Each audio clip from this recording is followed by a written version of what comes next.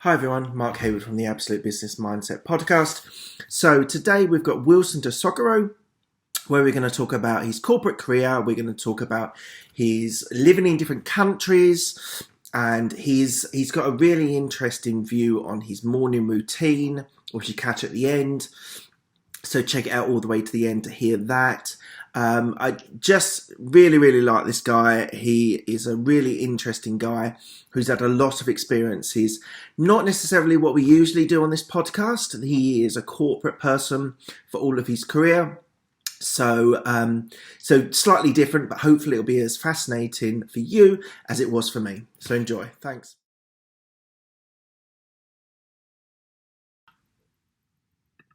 Hi everyone, this is Mark Hayward from the Absolute Business Mindset. I've got Wilson Del Socorro here on the podcast, and we're going to be talking about his corporate career, which spans different countries and different companies.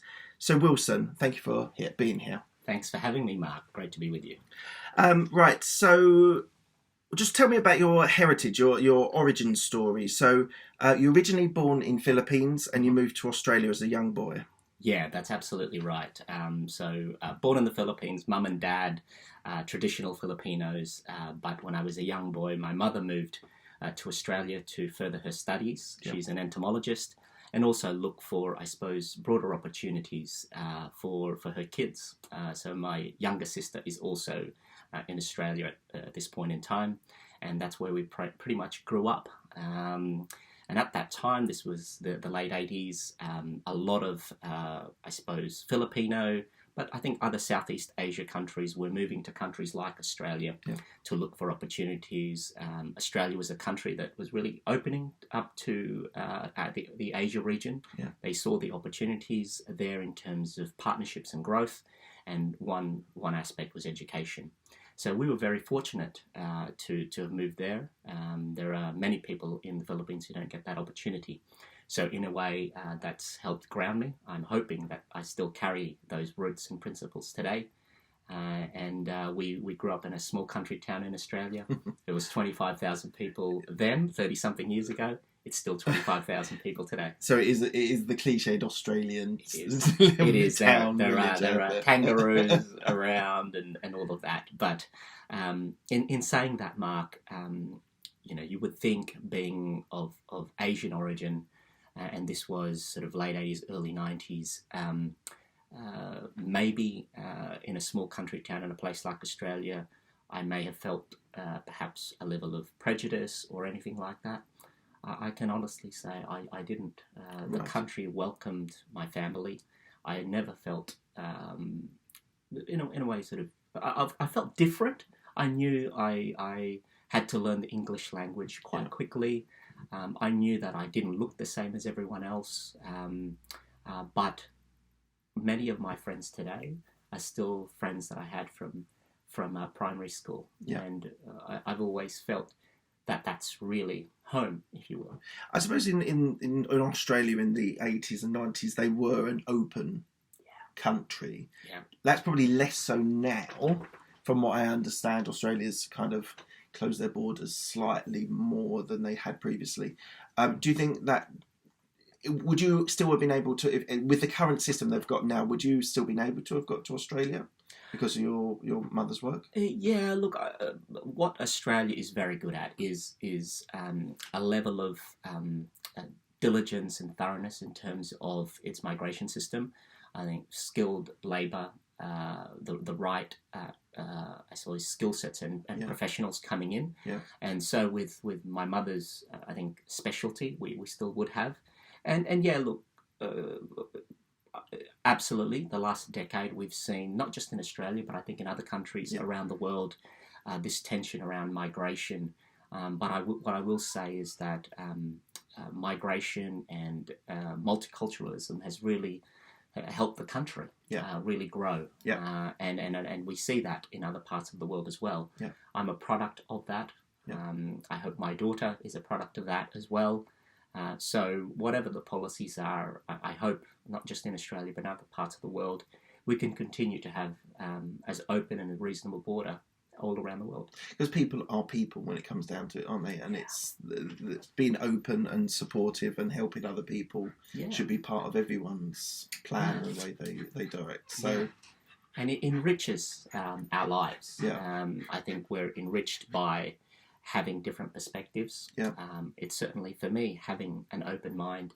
And my friends as well, I can see the value, I suppose, of the perspectives that I brought. Yeah. And we all grow as individuals and as society. Yeah. So just following on from your early days, you did a degree in law and economics in the Australian National University. So firstly, where is the Australian National University? Yes, the key word being the middle word there, national. So it's in the nation's capital. Right, okay. In Canberra. It is an amazing and wonderful university. And for those that are watching or listening to your podcast, Mark, that have a know ANU or have been there, it's great. So ANU is in Canberra. That's where I spent my my education and part of my working life as well. Yeah. And as you say, law and economics is what I studied. Okay. So that's great. That was about your degree that you did in Australia. So your first role was government relations in a Big Four consultancy firm. So first of all, what is a Big Four consultancy firm? Yes, so everyone, I'm hoping on your podcast sort of know the Big Four as either KPMG, Deloitte, Ernst & Young or PwC. And these days, the consultancy practices really cover advisory, tax and audit. Yeah. And hugely influential and obviously a big employer all around the world. Now, at the time, this was sort of the early 2000s, early to mid 2000s, they were really focused on audit practice. Yeah. So what you've said there's my first role in government relations. It was no one really knew what that was coming out of university, and you don't study government relations. Yeah. And I stumbled into it as well, not expecting to have this role. But as I said, I studied law and economics, and I know I didn't want to be a full lawyer for various reasons. I love my economics as well, so I wanted my first work experience to essentially combine both disciplines. Yeah. And I joined a Big Four with essentially no experience in accounting, if you will, which they generally sort of look for.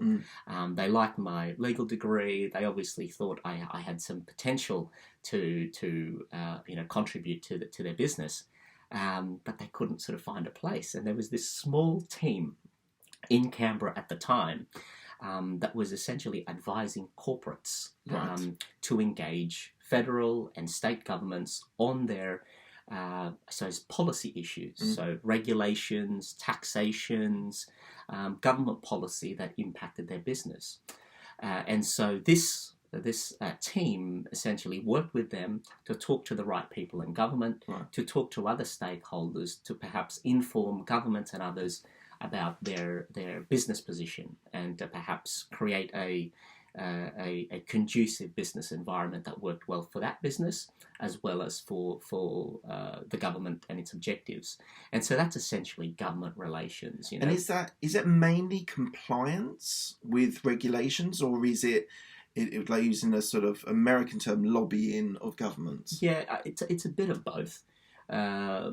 Obviously, not all regulations is necessarily clear. And so the impact on society and stakeholders, such as businesses, there is going to be a level of conversations with government in terms of how do we comply with this, how do we make it operate, how do we operationalise this, and there is that point around shaping and influencing policy. So that advocacy, that traditional kind of lobbying, is an element of it. But these days, I would think of it as something a little bit more than kind of lobbying. I mean, what we have in liberal democracies such as Australia and here in the UK is an opportunity to engage in a conversation with governments on policy, and that's transparent. That's great. That ensures that various positions are heard. So with freedom of information in the UK, so freedom of information is something that the government in the UK opened up. Early noughties, 2000s. So could I Could I ask for a conversation with your multinational company and the UK government? Could I inquire about the conversation at a meeting or at something? How you said it's transparent. How transparent is it? Yeah, so absolutely right. So anyone, first, I think as a principle, whether you're a business, whether you're an individual, everyone has a right to engage governments through your local representative, your local MP, or engage in the public consultations that come up on legislation. Yeah. So engaging the various departments when they announce a policy, there's often a public consultation, so you can engage in that. And when there are various discussions that these government departments and MPs have, everyone has a right to get that freedom information in terms of who they consult with through what is known as the Freedom of Information request. Yeah. So you can do that at any time and with any, as an individual or as an organisation, and that can be requested. I suppose, like, if before Freedom of Information, probably like late 80s, I'm thinking House of Cards, the original on the BBC. If you don't know that, Google it or put it on YouTube. It's really good. It was all quite cloak and dagger. It was all like behind closed doors. Okay. Has government opened up? Do you think government's more of an open business now? Look, absolutely. It's a product of the times that we live in. It's a demand from the public. It's a demand even from the private sector, because we know that a government or our elected representatives who are more transparent, who are more engaged with society, are better able to reflect the values and the priorities of society. So yes, I would say that that's the case. There's also been a raft of regulation and legislation that requires governments and departments to be more transparent. Yeah. Okay. So let's just flip back to your first role in the Big Four. Yeah. So I think we touched on it, but I'm just interested. So I work for a Big Four, and I've talked quite a lot about working in the corporate and working in the technology area. But what was it actually like in a Big Four in Australia in the 2000s? Fantastic. It was fantastic. So the 2000s, this was pre-GFC, so business was great. GFC? Sorry, Global Financial Crisis. Right, okay. The 2008 sort of crisis. Yeah. So business was booming. If you'll remember, Mark, GDP growth was really the norm everywhere. High single digits to even double digits in some of the big emerging markets. And so coming into what was the advisory bit of this Big Four that I was working in, that was a growing business. Right. We know now in these Big Fours, they're in fact the larger part of the pie. Yeah. The audit practices, the tax practices are smaller. Back then, it was the other way around. So there was a lot to go after. Right. And coming in as a graduate, I didn't have family, didn't have ties. Because of my Filipino roots, and I'm sure this is reflective as well in other parts of Asia, and you'll hear this anecdotally, it's the work ethic. Right. So I was in the office at 6:30 in the morning, finish at 11 at night consistently, and I just loved the work. And I didn't think too much about money then, and it's in a way when you start off, it's not a bad principle to have in mind. I said yes to most things because I didn't know much. I mean, I know. I spent 5 years in university, and you come out with a law degree, an economics degree, and you come from a top-tier university in Australia. You think you're the bee's knees. Yeah. You're humbled when you come into the workplace.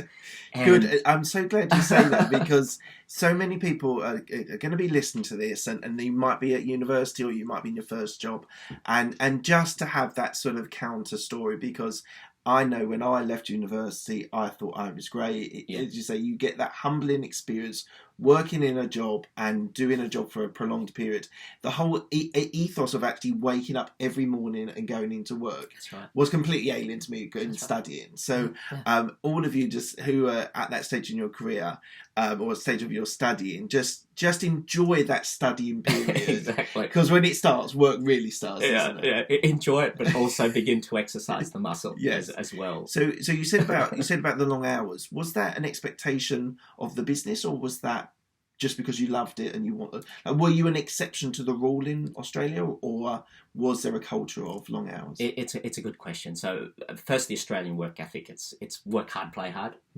So there was a bit of that, but I would say that I've always had a quite a strong work ethic. I did that in my high school days, my university days, and I've carried that through to today. So I would say I was an exception. I was certainly probably one of the first few in, and certainly one of the last few out. Right. But it wasn't an expectation from my manager, who's now continues to be a mentor. Maybe we can delve into mentors and a little bit later. And he is just a man that's always taught me about family first, and think about your health, think about all of that, and that's a challenge that I've always had. But back then, for me, it was about the experience. I think just getting that runway of runs on the board to achieve stuff, but also just that consistent way of grinding with work and knowing that I'm slowly building my skills and getting a handle of what it's like in a working environment. That was important to me, and I would do that over and above, than the 9 to 5.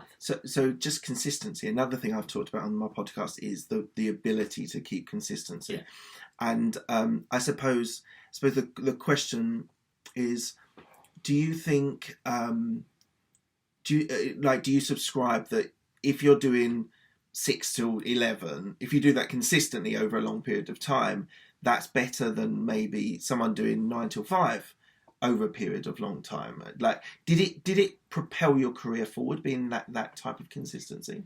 It's a good question. I know what you're getting at here. I think it's contextual. So everything in terms of how you approach work, at least this is my experience. And for your listeners, and maybe they'll get some value, I'm not sure, but certainly everything is contextual. So at the time for me, this was, I was in my mid-20s. Like I said, I didn't have a family, and it was just work and play, essentially. Okay. So it was consistency in just skill acquisition. I knew that it was my beginning of my career. I want to spend the first few years of that just building consistency around my skills. And so that was needed. I felt that was needed, and it did accelerate my growth. I moved quite quickly within that organization. I was exposed to clients very quickly, and we'll talk about this later on. It's how I moved into a corporate. So one of my clients that I was advising ultimately recruited me, where I moved to Singapore later on, but we'll touch upon that. So in a way, yes, just that, I think that demonstrable work ethic, and not for the sake of being in the office to be seen. It was, you from competency comes confidence. So that helped. Obviously, as you just get across your brief, you get across the depth of your issues and not just the surface level stuff. That shows up in your work. It shows how you when you communicate. It shows up when your interactions with your clients and with your managers, who are ultimately going to decide in your future. As many of us would like to think, there's a lot outside of our control. But what I could control at the time was my ability to just, in a way, grind every day, reflect, introspect on the lessons, adapt, learn, because you're going to make mistakes, right? And I consistently still today, and that's great because you're pushing yourself. But that began to show up quite a bit in terms of, I became, I guess I got a reputation in the organisation as someone that delivered on their, the projects, that showed up well, that could communicate well, and that could, I suppose, converse, help clients with strategy, et cetera, et cetera. And I don't think, I don't know because I didn't do it, but if I just stuck to the 9 to 5, I don't think I would have got there as fast. So those extra hours helped. Okay. So from a corporate career, something I touch on, and I touch on it as a positive rather than negative, is the word politics within the company politics rather than negative.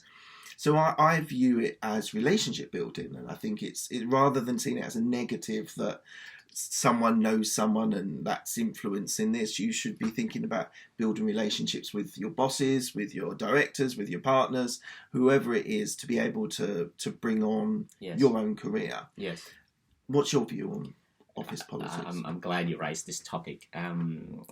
So, look. I think with any organisation, you're going to have office politics. In a way, it's the invisible thread or invisible part of business that you can't really put to paper when you're being hired. You figure it out as it's there, and as you say, Mark, it's essentially the way or informs the way people are put onto projects, people are promoted, people are sponsored, and ultimately, therefore, a level of success within an organisation.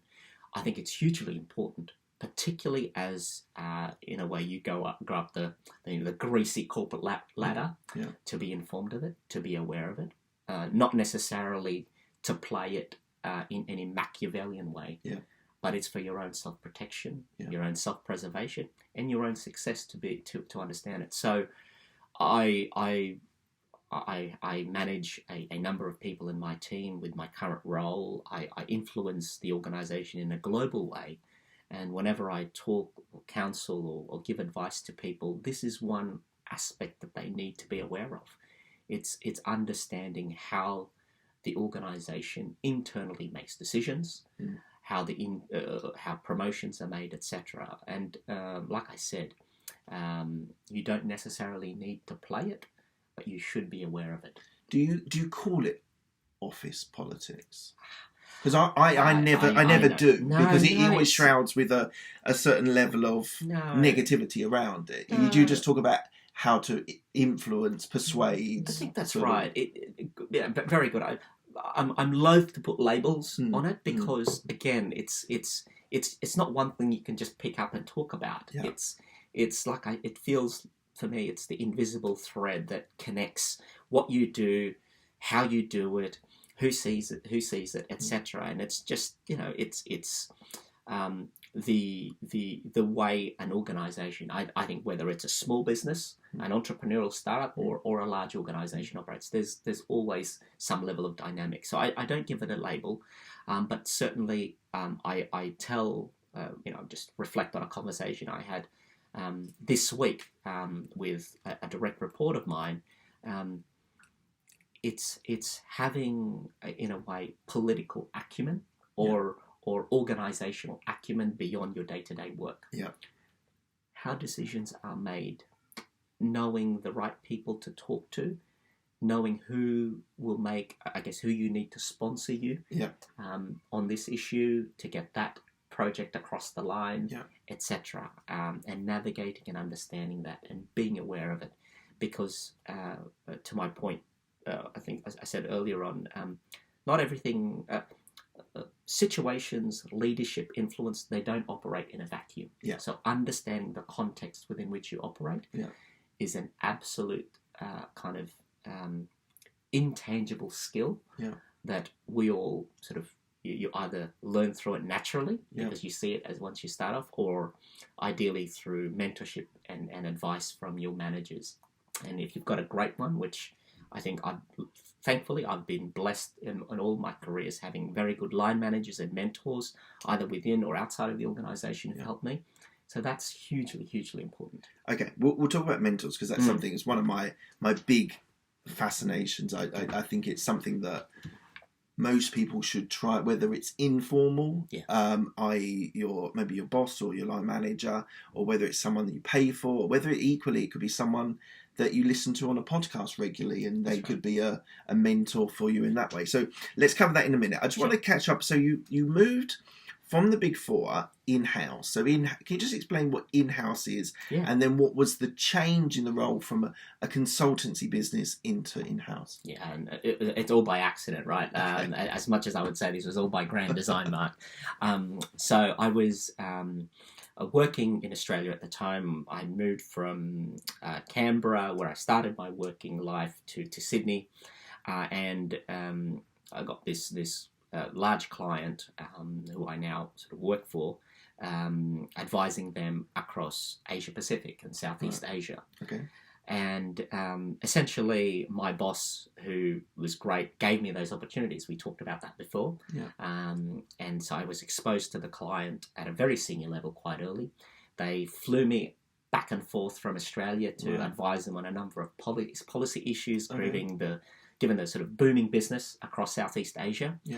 And that was for a period of 4 or 5 years. And in a way, it was a job interview, those 4 or 5 years, because they saw my competence. People began to regard me as part of their team in Vietnam, in the Philippines, in India, in Thailand, in Indonesia. And the regional director at the time pretty much said, this was sort of early 2010, said, why don't you just come and work for us? We'll base you into Singapore, and essentially you do this type of work. Yes, you can still work with your Big Four firm because we'll still need the broader team's expertise, but we need someone in-house running it. So in-house being essentially moving from a Big Four, going into one of the clients, so a corporate, whether it's a multinational, national company, but essentially going into the client, if you will. And the difference between working for a Big Four or in a consulting kind of capacity to in-house is essentially you're not only just giving advice and giving and letting the client make the decision. You're now the decision maker. You're giving instructions to your consultancy what to do. You're providing the strategic perspective now within the company. You're expected to execute, or at least ensure that you have the people to execute. Your ownership of the agenda is through and through, end to end. And depending on your level, you're quite in a sort of a position of you're the only one doing it.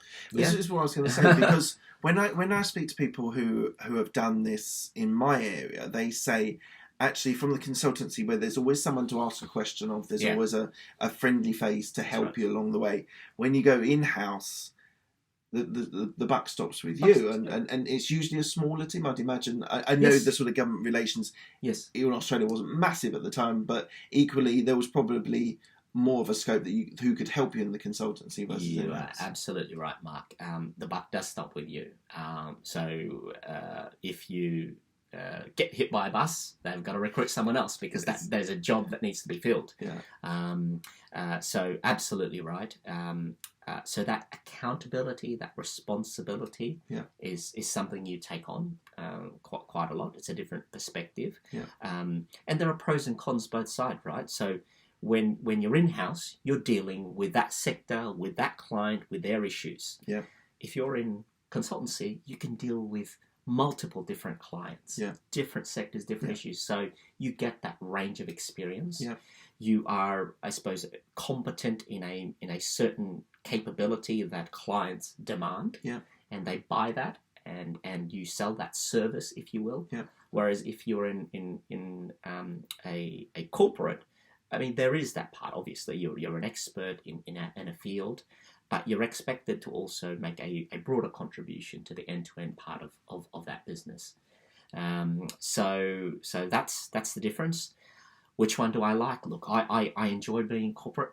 I've had the fortunate opportunity with my career, and this is in-house too, but certainly within corporate to flourish and grow there. The people are great. It's a global company, so we span all around the world. The current role that I've had has been through essentially, promotion within the company, and it's allowed myself and my family to travel and be around the world. I'm glad you mentioned travel. So we've talked a lot about corporates and multinationals and Big Fours. So what was it like moving to Singapore? So someone who'd lived virtually all their life in Australia had built up a network, a relationship group within Australia. What was it like maybe the first couple of weeks, and then further down the line of actually moving to a new country, new experiences, new people? Pretty exciting, Mark. For as long as I can remember growing up, I remember. I'll get to this, but just for your listeners who perhaps have dreams of working, being globetrotters and working around the world. That was certainly me growing up. I remember watching the news and reporting from New York, reporting from Singapore. I'm like, God, these places are kind of so far out there, and I would love to work or to have a role where I could travel around the world. So I was being fortunate enough to have that. So first, exciting. Moving from Australia to Singapore. Singapore is Asia, but it's Asia light for those that know Singapore. It's relatively easy, and particularly at the time, coming in as I suppose as an expat to some degree, and the company recruiting me, that worked well. They genuinely looked after me and my now wife, but my partner at the time, so that made it quite easy. So the first 2 weeks was just, they put us in an apartment, and Singapore was just like, wow, amazing. And I don't know if you've been there, but the city is just this. It's small, but it's well advanced. The government has done a lot to attract the investment and to create a hub. So it's relatively easy. So the first 2 weeks was just a joy. And I don't think I worked for perhaps the first week. So I took kind of a week to just settle in. So we discovered Singapore. We also began looking for a house.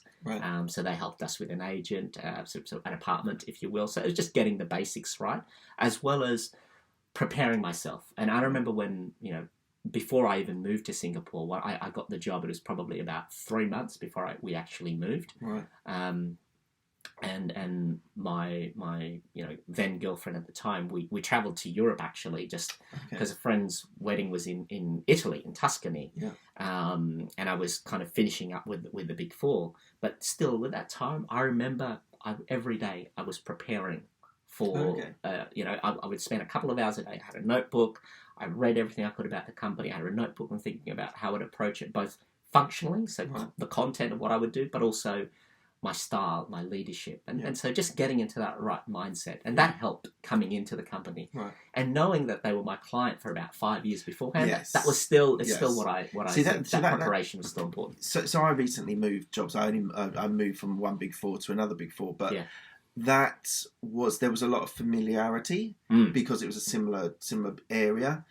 But to be honest, it was still a new company, and I had no exposure to the company before. So I must admit, I went in with my sort of eyes wide open because I needed to learn and understand the culture as well. But you had a bit of an insight already as working with them for 4 or 5 years. I did, and I knew a lot of the people. Exactly. This is what I was going to say. The people is often the key factor of going into a new job, because you've got to understand the landscape. So you already had those people and you understood them. So that gave you an insight, a sort of quick leverage into the company. That's right. But so how long was it till you started feeling that you could exert influence in that new role, in a new country, in a new industry? Although there was a lot of familiarity, there was a lot of differences as well. How quickly did you feel that you could influence? Was it the first month? Was it 6 months? Did you need to learn your role for 3 months? Because I'm just thinking that there was a lot of change. Although a lot of familiarity, there was a lot of change there as well.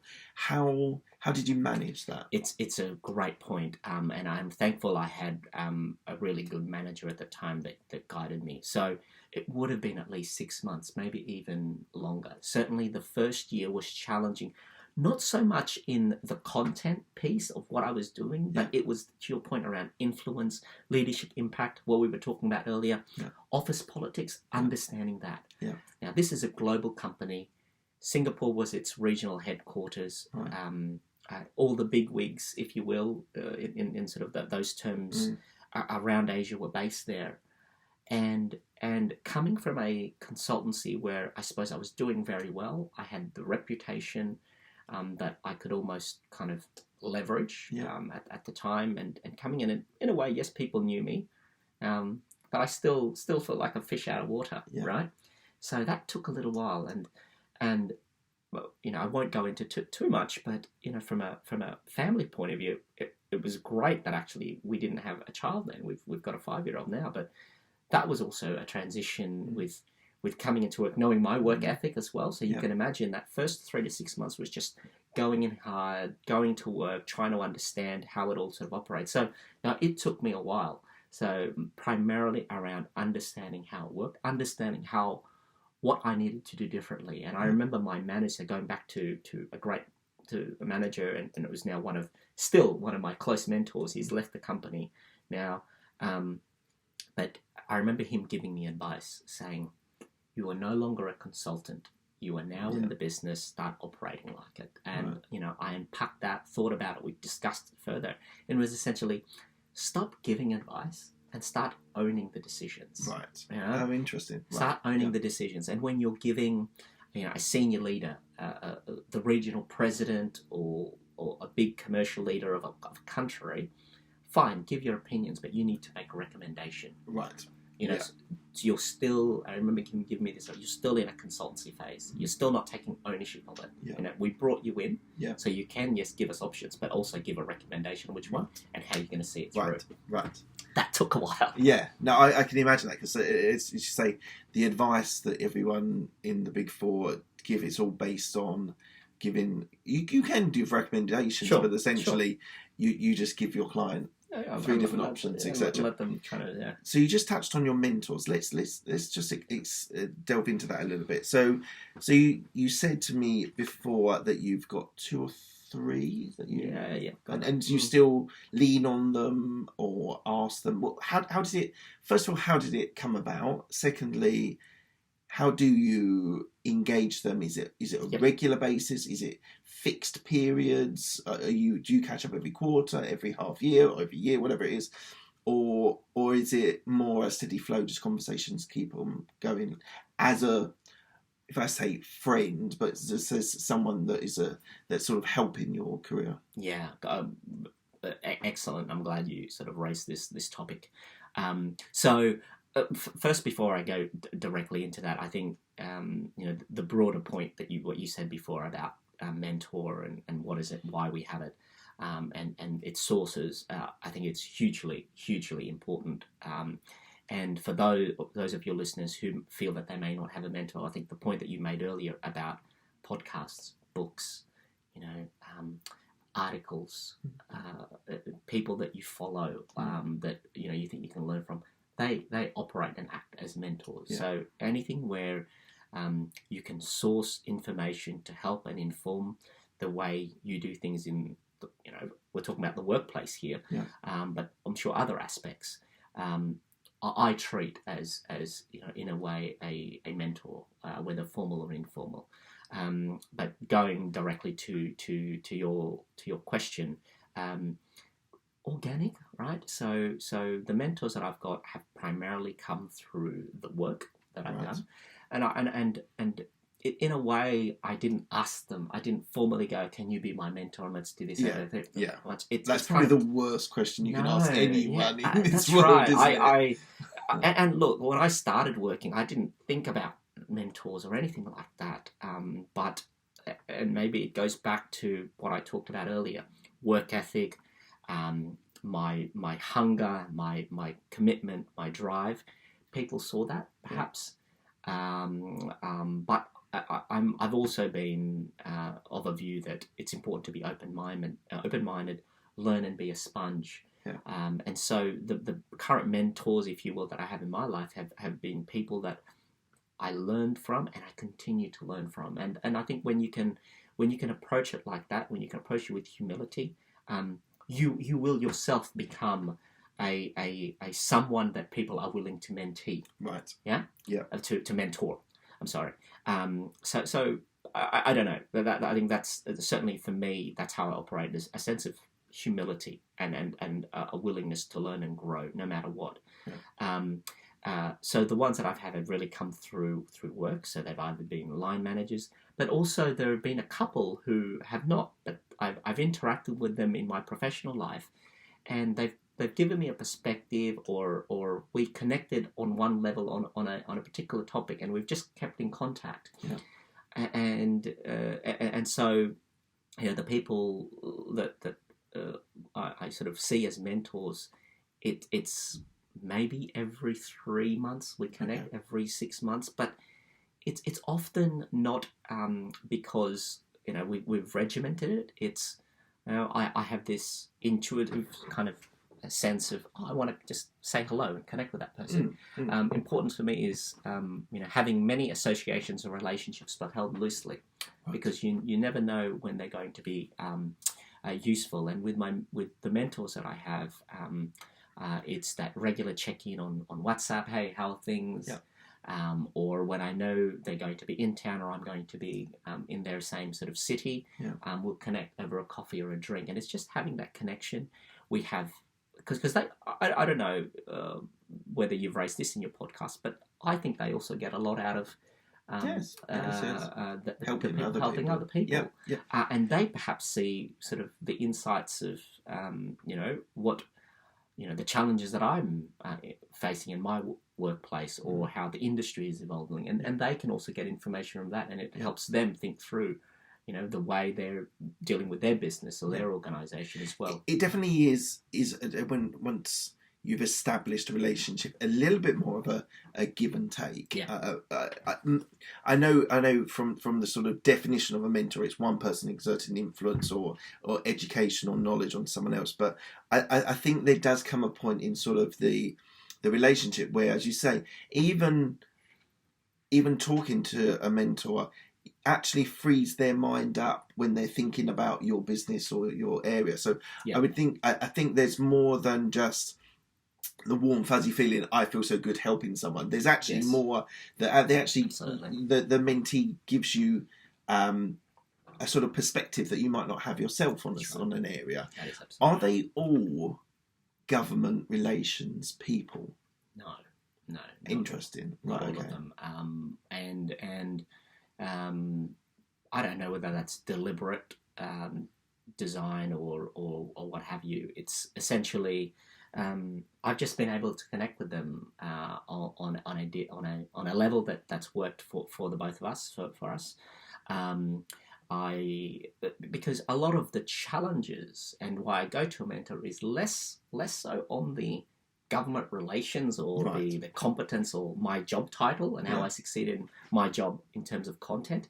It's actually the things we're talking about here around leadership, around influence, around strategic thinking, around dealing with others, managing upwards, work-life balance. I had a great conversation with one of my mentors, would have been, perhaps about a month ago, and he's in Asia at the moment, and I actually wanted to reach out to him because I said, look, how are you going? How's everything? And I just, there was a point around office politics, but let's bucket it around that. So I've got a question on this. How did you deal with this when you were in this situation? And he picked up the phone, we had a chat, but then the conversation evolved to exercise and health. Which is, he's in his mid to late 50s now, and he's prioritizing that. And he said, I'm in my sort of mid to late 30s, and he said, look, this is what I didn't get right back then.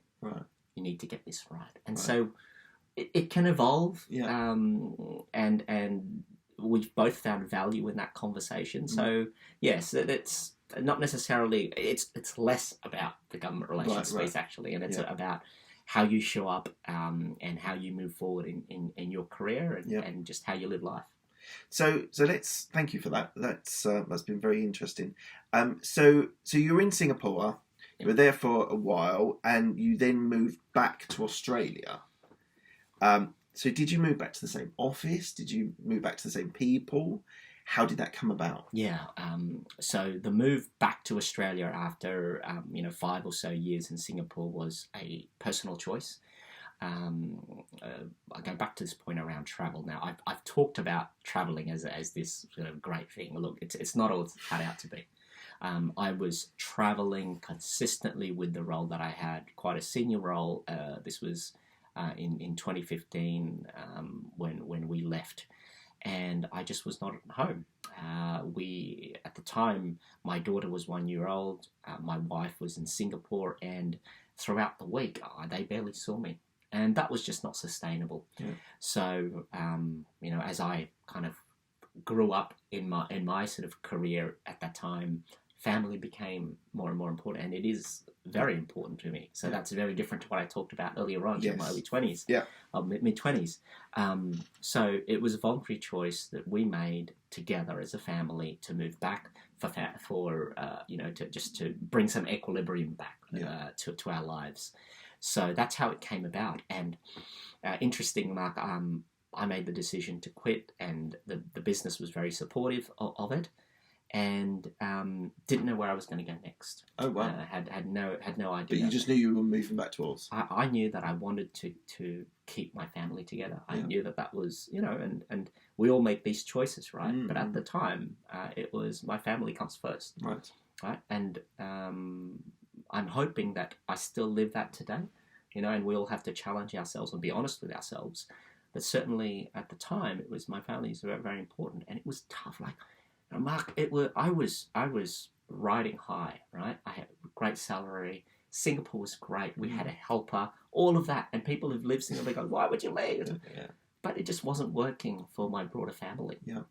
Right? The salary was great. But all of that stuff, everything you can imagine. And I just let it all go. I was on a fast track to go into a global role, all of this stuff, but I just let it all go because this I needed to get to handle. And I'm proud of that decision. Absolutely. I would make absolutely the same decision again. And in a way, it's worked out well. So we moved. I didn't know where I was going to. First of all, well done for that. Oh, thank you. Because I don't. I've talked quite a lot about struggling with my work-life balance and things that I'm not particularly good at, but. That was a very brave decision, and I think a lot of people who are on fast tracks to global roles, director roles, often don't even contemplate their family. So, sorry, just a slight segue. I just wanted to say, listeners, sometimes in your career you make choices beyond your career and your progression on where you're going to go, and you need to make a decision that's for other reasons, whether it's a personal choice, something about how you want to develop, or whether it's a family, or could be your parents, for example, if they get old. I know people that have moved back with old parents and things. So, firstly, just with that, well done for that. I think that's very brave and courageous. So, sorry, that was a slight segue. So you went back to Australia. So I went back. Well, go back to Australia. As these things, you make a decision, but it often takes a few months before it all kind of happens.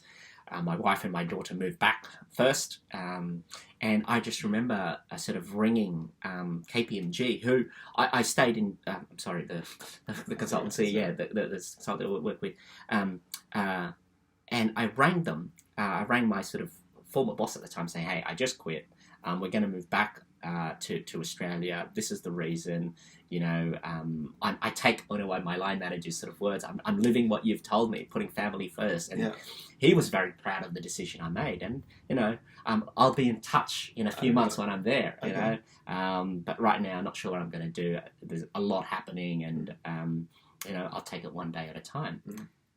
2 hours later, he rings back. Oh, wow. And he says, "I've just spoken to the partners, and we'd love to have you back. And here is the role. Here is the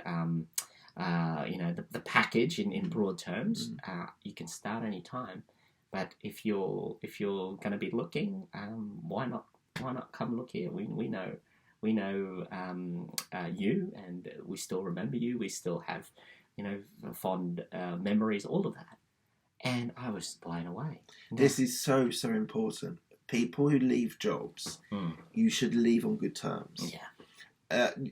Now, obviously, there's people that get into situations where they don't like their jobs and they have to leave. But I would advise anyone that's starting a career, who's progressing through a career, don't burn bridges, because you never know when, as you say, you didn't expect to go back to Australia, but you then needed to and wanted to. and that's what I wanted to just touch base on. So relationships that you built. Yeah. That boss wasn't a mentor, was he? He's a mentor. He was a mentor as well. Yeah. Okay, right. So you had the right person, and so it's astonishing how quickly that all fits into line, and you got in the same role, the same expectations, the same salary? Was that? Well, no, it was so I had been 5 years out of the organisation, 5 or so years out of the organisation. So it was, I came in with essentially, no drop in salary from what I was in Singapore, if you will. So more senior, a team, different clients, all of that. So it worked out really well. But I reiterate your point there, Mark, about relationships and whether they're mentors or not. I think just that point around relationships held loosely. Yes. Now, there's this maxim of it's not what you know, it's who you know. I'm not necessarily saying that's all true and nothing else matters, but there is an absolute truth to it. In the end, we're people, and we resonate with people that we connect with, and that if we're remembered, or if they know your value, that carries a lot of weight. Yes. So I think for your listeners, in addition to, and I hope this has come through and what I've said, particularly as you start your career, saying yes to everything, giving everything a go to just build your skills. That skill acquisition is important. Equally the same, that network acquisition. Just building your networks. And you don't have to be Machiavellian or tactical about it. Exactly. You just don't know where it's going to go. But going out there, learning from people, building networks. Not only is it may pay off like it did here, in a great way, but you just grow so much more because, like I said, coming into the workplace, you're humbled. You might as well learn. It's from people who are willing to sort of have a conversation with you, who have gone through their own journey. So that's important, and that's in a way paid off so many other times in my life. So you're back in Australia. I'm going to quickly skip forward because you stayed in Australia for how long? 18 months. 18 months. Okay, so relatively brief. You then have come over to the UK, which is where you're now. How did that come about? Great point on this theme. So I never thought I'd go back into the company that I was working with. We went to Australia. We bought a house, so we settled in. So you really had all your plans were there. And then probably after about a year, I got itchy feet. And was that because of the consultancy side? Did you feel you were diluted?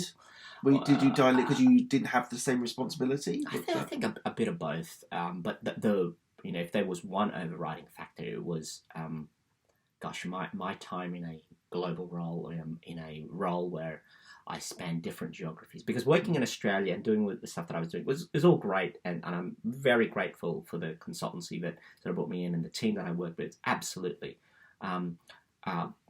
Though it was really, the domestic issues at the time. Coming from when I was in Singapore, I was dealing with, 17 or so different countries, and you could deal with 3 or 4 in any one day, and you're traveling all the time.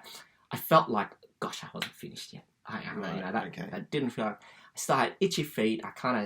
There's energy in me that's wanting to sort of really push myself a little bit more. And so, and my wife also had, in a way, coming back to Australia, began to be a little bit more open to see, okay, what happened in Singapore and the challenges that can't happen again. We need you to be more at home, and we need to work together better. And so we matured as a marriage and as a family as well. My daughter grew up, started growing up at the time, and so we started looking around. I started looking around, and then one of my sort of former bosses in my company sort of got wind that I was interested and looking around. They had gone through some organisational change here in the UK. Brexit happened, interestingly enough. One of my sort of skill sets, if you will, in terms of content is trade and public policy, and there was a lot of implications that the business needed to think through, as a number of other businesses as well. So they gave me a call and they said, "Look, we know you're out of the company, but everyone still remembers you." So to the theme, everyone still remembers you. We're looking at a few things, not certain yet, but would you ever be interested in coming back? Now, if not, we'll rule you out. Okay. But we just want to. This might take a while. Right? This would have been, 7 months before I actually sort of moved. So quite a long period of time. Yeah. And I was looking at other things. I was starting to interview for other jobs as well. I said, okay, why not? Why not? Yeah, let's. And for my family life, which I needed to, that had to be yes. Yeah. That had to be a yes for the family life. Yeah. You know, my wife was open to it, and 6 months later, a number of interviews later, we were flying to the UK, and so it came about again by way of relationships, by way of reputation, by a good reputation I left. Of what I left when I left the company, and people really vouching for you. Now, I competed with others here in the UK and Europe who sort of went for that job. They open posted it, but I had a lot of sponsorship internally, right? And that's really important. Yeah. So yeah, that theme of networks is so it's something. So theme of networks, relationship building, and obviously keeping in contact, and obviously. But I think what I've listened and learned from you today is that every relationship you have, whether it's you never know when you might need someone, or you might need to speak to someone, getting more information. So that's been very fascinating. So you do a global role now. I do. So that obviously means travel. Yes. Now, I know I don't do a lot of travel, but what the travel I do know is that I spend most of my time in the office and the hotel. The whole glamorous ideal of you being able to fly to California and have the evenings available to socialize, or it doesn't really happen. Is that your experience as well? Yes, absolutely right. These days, companies are definitely first. I think it's the way I am, but also by design in terms of travel. Maybe back in the day, you could do all of that, but today, costs of travel and what individuals, professionals do are rigorously kind of looked at by companies. So they need to get that return on investment. So there's a bit of discipline there. So I think that makes it a little bit harder. But also, you're there to do work, right? Yeah. So, and now I have a family. I don't like to kind of extend when I travel to a place. Yeah. I don't like to extend it any longer than I have to. So, for example, my most recent sort of long haul trip was a trip to Mexico. Yeah. I literally stayed for 2 nights. Now that is a 13-hour trip. Yeah. So you didn't even bother adjusting. I needed to do the meetings that I needed to do, which were important. Needed to be face to face. As I love technology, so Zoom, Skype, and all of that. You get a lot out of that, but there's just the intangible quality. There's still something, the white in their eyes. Exactly right. Yeah. So, and as you say, Mark, that was literally hotel and office, airport, and perhaps a restaurant for a meal. Yeah. Right. Yeah. And back on the plane home, I was back Saturday afternoon, so I could spend the weekend, at least part of the weekend, with the family. So it isn't as glamorous, but still, you get to see parts of the world and all of that, and you learn and you pick up from your local teams how things sort of operate. Yeah. You can't immerse yourself, but it's what I do. It's what I enjoy it. I get a lot of value personally from it, and yes, so that's the kind of life that I have at the moment, working life. Right. Right, so we're just the last couple of questions. Yes. We're just going to wrap up here. So the first thing is, where do you see yourself in 10 years' time? Where do I see myself in 10 years' time? Yeah. Oh, gosh. That's... UK, first of all? Australia? Look, another country? Potentially. We're as a family, my wife and I work in partnership. We're equal partners in this. So as long as we remain kind of open-minded to opportunities, both professionally and personally, we can really be anywhere. Okay. In 10 years' time, from a career point of view, I love to always be challenged. So that's hugely important. This point around growth, particularly now I kind of manage a team and I have this global role. The importance of, building my leadership in the enterprise. Okay. So an enterprise leader impacting an organisation in a bigger and broader way. That's what I'd like to keep going. So, the top of my game, if you will, whatever that looks like, whether it's working for a large organisation or others. I like having a global role. The reach and influence. In any one day, I could be dealing with 4 or 5 countries. You're a video conference with one part of the world. You're dealing with an issue in another part of the world. I enjoy that. In terms of go back to geography, who knows what will happen here in the UK politically, but notwithstanding, and the world is sort of volatile. Where there's volatility, there's opportunity. So that's the mindset that I always have. What can I learn? What can I gain from this for me and my family? So wherever those opportunities are, we'll be pretty flexible. So that's great. Thank you. Just wanted to, something we've talked about outside the podcast is your morning routine. So I'd just like to sort of jump onto that. So just give us a brief explanation of what time do you wake up? What do you do in the morning before you go to work? Yeah, no worries. So generally, and this includes weekends, I'm up sort of between 5 and 5:30. I don't sleep as much. I'd love to sleep more, but for some reason it's just that 5 to 6 hours. Anything above 6 is fantastic. So I get up. I will meditate first. So most recently, I've gone straight to meditation. I used to have a cup of coffee first and then meditate, but this year I've gone straight to meditation. So I'll meditate for about 10-15 minutes or so. Mm-hmm. Then it's sitting down with a cup of coffee, and on my iPad I reflect on my goals, what are my strategic priorities, and this is across 3 different areas of my life. Okay. So it's not just work. So goals, strategic priorities, enablers. So the 3 areas that I have is first myself, because I think getting the basics and the foundations from a health point of view, my mindset, my values and principles is hugely important. How I show up. Then my family. Am I showing up the right way, thinking through where we are and what are some things that I need to be doing better, and then in a way my career and vocation, so in the workplace. Recently I've been adding to that in terms of my broader impact on the world. As we all need to be humble, because how much can we really control, but what am I doing to leave, I guess, a positive impact, whether it's in the environment, what have you. So I literally, on my iPad, I have these things written down, and I will review them every day, the same words, and I update them every quarter.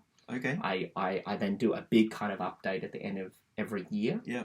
And you talk about being a corporate man through and through. The financial year for many corporates ends on June 30, starts 1 July. Yeah. So my end of year review is coming up for myself across these sort of various areas. So I spend probably 15 to 20 minutes just doing that. There's then a chunk at the end where I will jot down any notes. So you've heard in whether it's other podcasts or techniques around sort of journaling. This is sort of my version of it. If there's anything kind of in my mind that I need to get out, I will sort of write it down or pen it, and that's sort of 5 minutes, just whatever's sort of bottling in my mind. And then it's I suppose a number of affirmations or things that I say to myself to set myself up for the day. And so that's that whole process from waking up, meditation to that time can be anything up to 45 minutes. And that's why I get up so early, because before my daughter gets up, before the family sort of starts to wake, and then I'll try to get to work reasonably early as well. So that's important for me, Mark. It grounds me for the day. Now I'm whether does that have any material impact if I didn't do it? I don't know. It probably does, because what I do know is that when I don't do it, so I'm not saying I'll I pretty much do it every day, but whether it's travel or somehow an emergency or something happens, sometimes you can't do it, but and I do get a bit thrown off. So that's an important routine for me, and I think one important part of thing around, we didn't talk about this, I have goals, I have objectives, but what I found most helpful for me in recent years is having habits, systems, and rituals. Yeah. And in fact, focusing on that, getting the right habits and systems naturally lead to your goals. Yeah. So so having that discipline in the morning is hugely important. Good. All right. So if people wanted to find you, Yeah. where's the best place for them to reach out to? I'm not that active, to be perfectly honest, on social media. I don't have a website, but you can search my name, Wilson Del Socorro, on LinkedIn. I have a Twitter handle, W Del Socorro, but again, not very active on it. Okay. Barely on Facebook these days. But otherwise, perhaps LinkedIn. Flick me a message on LinkedIn, Yeah. and that's one I regularly sort of look at, but not active, but I look at. Okay, awesome. Thank you, Wilson.